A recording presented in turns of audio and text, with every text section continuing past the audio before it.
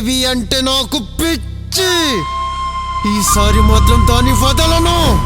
ఈ బంగళాలో దయ్యం ఉంది కదూ, అది ఈ రోజు నిన్ను చంపడమో లేక నన్ను చంపడమో జరగాలి.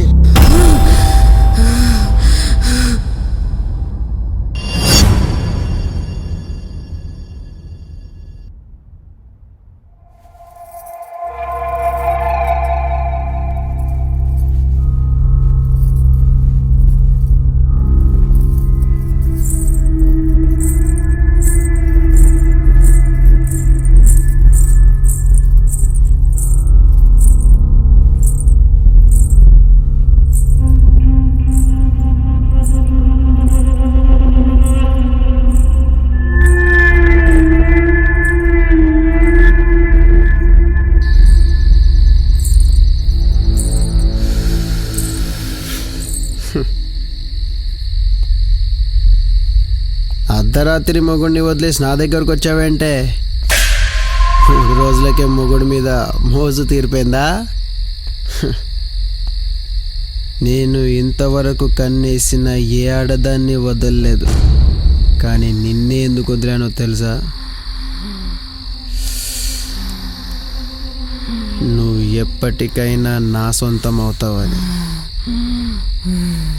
కానీ ఆ రోజు ఇంత తొందరగా వస్తుందని మాత్రం అస్సలు అనుకోలేదు.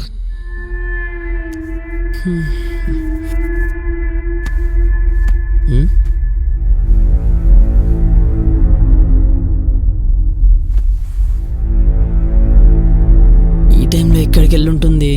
ఇంకెందుకు వెయిటింగ్, రావే.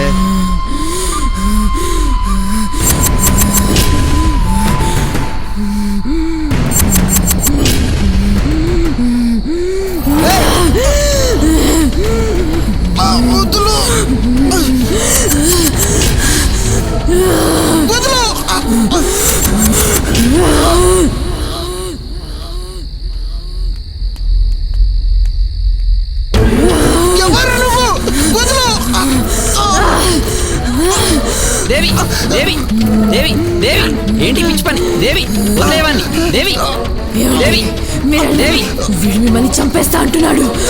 దేవి వెళ్ళండి. ఏంటి పిచ్చి పని? వదిలేవాన్ని. వెళ్ళండి. దేవి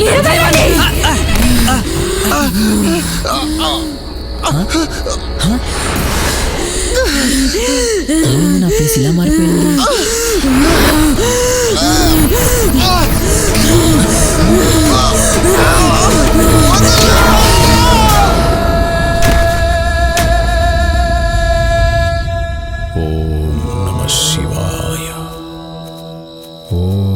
నమస్కారం స్వామి. నమస్కారం స్వామి.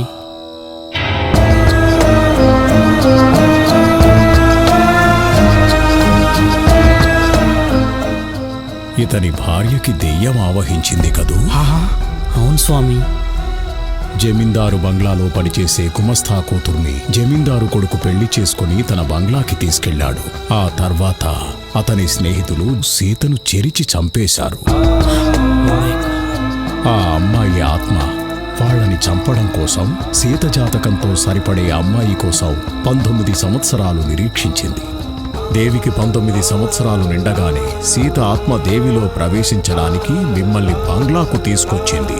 ఆ తరువాత సీతను చెరిచిన రోజే జమీందారు కొడుకు స్నేహితులు జీపులో వెళ్తూ లోయలో పడి చనిపోయారు.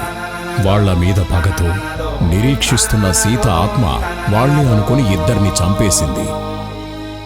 ఈ రోజు గనుక దేవిలో ఉన్న సీత ఆత్మ బయటికి వెళ్ళకపోతే జీవితాంతం సీత ఆత్మ దేవిలోనే ఉండిపోతుంది. మీకు తెలియని రహస్యం ఒకటి ఉంది. ఏంటి స్వామి అది? చెప్తాను.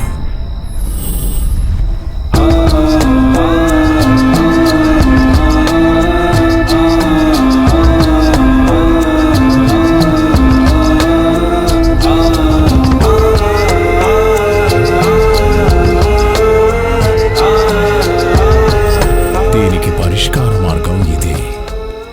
మరి వెళ్ళొస్తాం స్వామి. శుభం భూయాత్. ఓం నమః శివాయ. ఓం నమః శివాయ.